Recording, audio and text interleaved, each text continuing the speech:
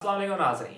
Pakistan cricket से related बड़ी मज़ेदार खबरें हैं। सबसे पहली खबर यह है कि बाबर आजम को दोबारा कप्तान बनाया जाएगा या नहीं बनाया जाएगा।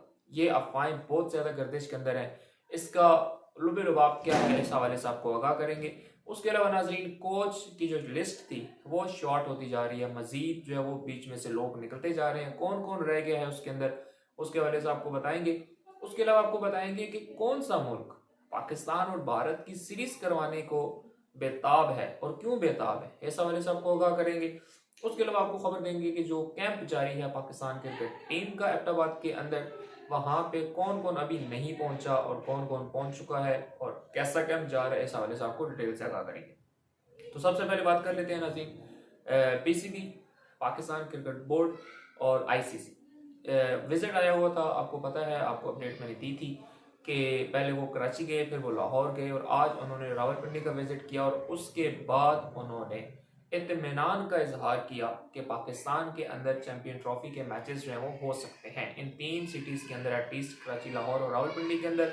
कोई मसला नहीं है, यहाँ पे ग्राउंड जो है वो कुछ अपग्रेडेशन की ज़रूरत ज़रूर है, लेकिन मैच हो सकते हैं, चैंपियन ट्रॉफी हो सकती है। जिसके बाद उन्होंने मुलाकात की पीसीबी चेयरमैन मोहसिन नकवी साहब से और उन्होंने उनको यकीन दिलाया कि हम 2025 से पहले मजीद भी इन ग्राउंड्स को अपग्रेड करेंगे और 2025 की चैंपियंस ट्रॉफी के अंदर ये ग्राउंड एक नई लुक के अंदर और एक नए अंदाज के अंदर जो है वो नजर आएंगे। उसके अलावा नाज़रीन, पाकिस्तान क्रिकेट टीम की कप्तानी जो हमेशा से मसला रहा है, जो हमेशा से जो है वो खबरों की जीनत रहा है, उसमें बहुत से लोग ये कह रहे थे कि जी बाबर आजम को दोबारा लाया जा रहा है, बाबर आजम को दोबारा ऑफर की गई है, लेकिन ऑफिशियल जराए से ये खबर आई है कि ऐसा कुछ भी नहीं है। किसी ने भी ऑफिशियली जो है वो बाबर आजम को कॉल इसलिए नहीं की कि जी आप कप्तानी करेंगे या नहीं करेंगे। वहाब रियाज ने उनको कॉल जरूर की है, लेकिन कॉल क्यों की है, इसलिए कि आज से कैंप जो है वो शुरू हो चुका है पाकिस्तान क्रिकेट टीम का आर्मी के साथ, और वहां पे 4 खिलाड़ी हमारे जो है वो उम्र की अदायगी की वजह से आज नहीं पहुंच सके। पाकिस्तान वो वापस आ चुके हैं, लेकिन आज जो है वो जाएंगे वो, और कल से वो अपने उस कैंप को ज्वाइन करेंगे। तो वो वहाब रियाज ने जो कॉल की थी वो कप्तानी के लिए नहीं की थी, बल्कि वो उन्होंने कैंप में ज्वाइनिंग की डेट उनसे लेने के लिए की थी। लेकिन उसको कुछ थोड़ा गलत रंग दिया गया कि शायद दोबारा जो है वो बाबर आजम को लाया जा रहा है। ऐसा कुछ भी नहीं है और बात भी बिल्कुल ठीक है। देखें, एक सीरीज के ऊपर आप जो है वो किसी कप्तान को नहीं चेंज कर सकते। शहनशाह ने एक सीरीज ही खेली है ना, और वो भी वहां पे सारे एक्सपेरिमेंट्स हुए हैं, ये सबको पता है।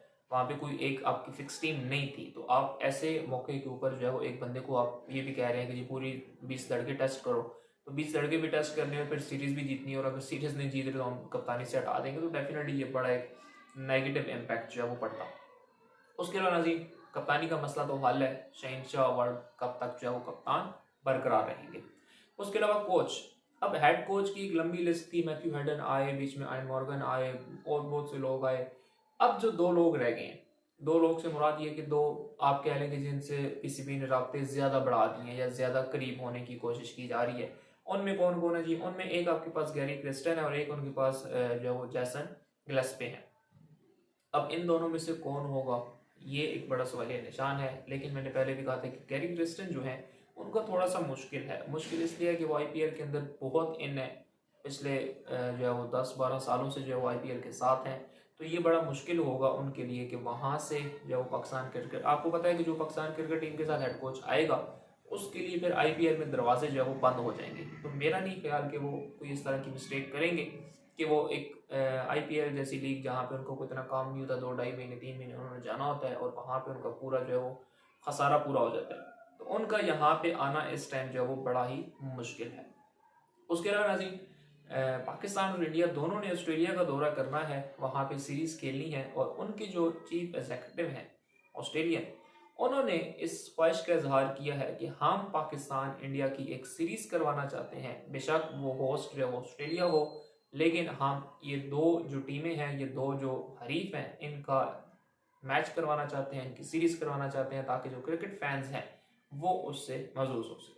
अब देखते हैं कि अगर ऑस्ट्रेलिया जो है उसके अंदर किस हद तक कामयाब होती है। ये क्रिकेट ऑस्ट्रेलिया की तरफ से एक बड़ा ही पॉजिटिव इम्पैक्ट है, जो मेरे ख्याल में पाकिस्तान और इंडिया के लिए भी बहुत ज़रूरी है, और जितनी भी दुनिया क्रिकेट की कौमें हैं वो सब भी ये मैचेस ज़रूर देखना चाहते हैं। क्योंकि एशिया सीरीज बहुत पीछे चली जाती है अगर पाकिस्तान और इंडिया की सीरीज होने लग जाए, क्योंकि पाकिस्तान और इंडिया की जो सीरीज होती है उनका एक अपना अलग ही लेवल होता है। उसके अलावा नसीम कौन से खिलाड़ी नहीं पहुंच सके कैंप के अंदर, तो उनमें जो है वो एक तो बाबर आजम थे, नसीम शाह थे और इफ्तिखार अहमद थे। उम्र की अदायगी की वजह से जो वो नहीं पहुंच सके और आज वो पहुंच जाएंगे और कल से वो जो वो कैंप का हिस्सा होंगे। तो इस हवाले से जितनी भी बेबुनियाद खबरें हैं उन सब का कोई किसी चीज़ के साथ जो है वो जोड़ नहीं है। उसके अलावा एक सबसे इम्पोर्टेंट खबर है वो ये है कि जो उस्मान खान है, जिन्होंने ऑलरेडी जो है वो यूएई के लिए अप्लाई किया हुआ था, वहाँ की नेशनलिटी के लिए, वहाँ की नेशनल टीम के लिए, तो आज उन्होंने बाकायदा ऑफिशियल नोटिस जो है वो भेज दिया है यूएई की टीम को कि उनका जो सेंट्रल कॉन्ट्रैक्ट है उसको कैंसिल कर दिया जाए। वो यूएई की तरफ से नहीं खेल सकते बल्कि वो अब पाकिस्तान की तरफ से खेलने की ख्वाहिशमंद है। इससे फ़ायदा क्या होगा, इससे नुकसान क्या होगा? देखें, नुकसान तो डेफिनेटली थोड़ा सा उस्मान खान को होगा। क्यों होगा? यूएई के अंदर अब जो लीग्स होने जा रही हैं या वो लीग्स जो यूएई करवाएगा, वहाँ पे तो उस्मान खान की एंट्री नामुमकिन है। मुश्किल नहीं कहूँगा, नामुमकिन है। क्योंकि देखें, जब आप एक मुल्क के सेंट्रल कॉन्ट्रैक्ट के साथ इस तरह से एंड करते हैं कि जब आप किसी और मुल्क की तरफ से खेल रहे हैं, बेशक वो आपका अपना मुल्क है लेकिन उनकी तरफ से तो दूसरा मुल्क है, तो आपके लिए ये थोड़े से प्रॉब्लम्स हो सकते हैं कि अगर उन्होंने थोड़ी सी फ्लेक्सिबिलिटी ना दिखाई यूएई की जो भी गवर्नेंस है या जो भी उनकी जो सेंट्रल कॉन्ट्रैक्ट की टीम मैनेजमेंट है, अगर उन्होंने ना दिखाई तो फिर जो लीग्स हैं उसमें एंट्री उस्मान खान की बड़ी मुश्किल हो जाएगी। उसके अलावा फ़ायदा डेफिनेटली यही है कि अपने मुल्क की तरफ से खेलेंगे, अपने मुल्क को जो वो रिप्रेजेंट करेंगे और अगर वो अच्छा परफॉर्म करते रहे, क्योंकि हमारा ये भी मसला है कि हम रात को हीरो सुबह ज़ीरो कर देते हैं, हमारा पता नहीं चलता। तो इसलिए अगर उस्मान खान जो है वो अच्छा परफॉर्म करते हैं, स्पेशली अभी जो है वो न्यूजीलैंड की सीरीज़ है, फिर आयरलैंड है, इंग्लैंड है, फिर वर्ल्ड कप है, तो अगर इनके अंदर ये अच्छा परफॉर्म कर जाते हैं तो फिर तो मेरे ख्याल में इनकी जगह पक्की हो जाएगी। अगर अच्छा परफॉर्म नहीं करते तो फिर यूएई की तरफ लौट कर जाना भी बंद हो जाएगा, तब तक वो दरवाजे भी बंद हो जाएंगे, तो फिर उस्मान खान के लिए मुश्किलात हो सकती हैं। इसलिए उनके लिए इस टाइम जो सबसे पहली चीज़ है, फोकस है, वो उनकी परफॉर्मेंस है कि किसी तरह से वो नेशनल लेवल के ऊपर आके परफॉर्म करें। क्योंकि हमने बहुत से प्लेयर्स देखे हैं जो डोमेस्टिक में तो परफॉर्म करते हैं लेकिन नेशनल लेवल के ऊपर आके परफॉर्म नहीं करते।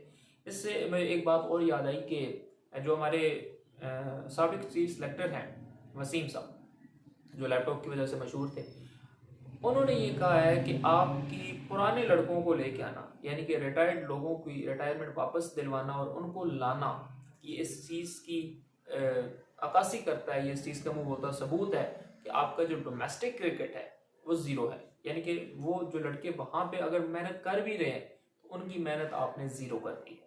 इससे डेफिनेटली वो थोड़े से डिसहर्ट भी होंगे।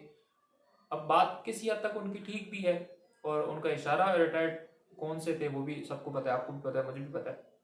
तो अब देखना यह है कि क्या ये जो रिटायर्ड वाले हैं ये सिर्फ वर्ल्ड कप तक के लिए हैं या वर्ल्ड कप के बाद भी रहेंगे या वर्ल्ड कप के बाद दोबारा आके जब रिटायरमेंट ले लेंगे, क्योंकि उसके बाद दोबारा लीग शुरू हो जाएगी। तो ये इस टाइम जो चीज़ है पाकिस्तान क्रिकेट के लिए ये काफ़ी बड़ा सवालिया निशान है। तो ये थी नाज़रीन अभी तक की अपडेट्स। अगर आप हमारे चैनल को अगर नए हैं तो हमारे चैनल को सब्सक्राइब करें। बहुत जल्द मिलेंगे इंशाल्लाह अपनी अगली वीडियो के साथ। तब तक के लिए अल्लाह हाफ़िज़।